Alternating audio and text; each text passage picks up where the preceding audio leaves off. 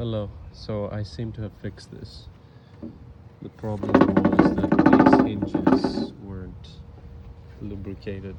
So as you can see now, the lid is closing fully.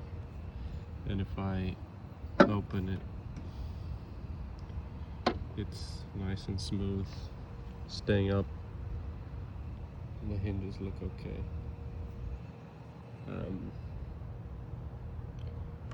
There's some surface, I don't know if this is rust or, but there is some rust here,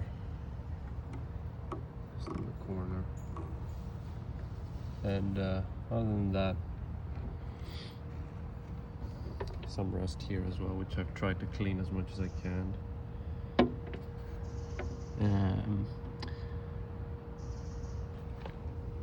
And this all works fine. I haven't had to replace it.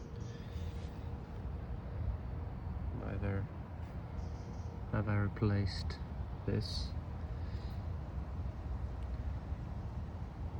And yeah, anything else you want in terms of footage or photos, let me know. Thanks.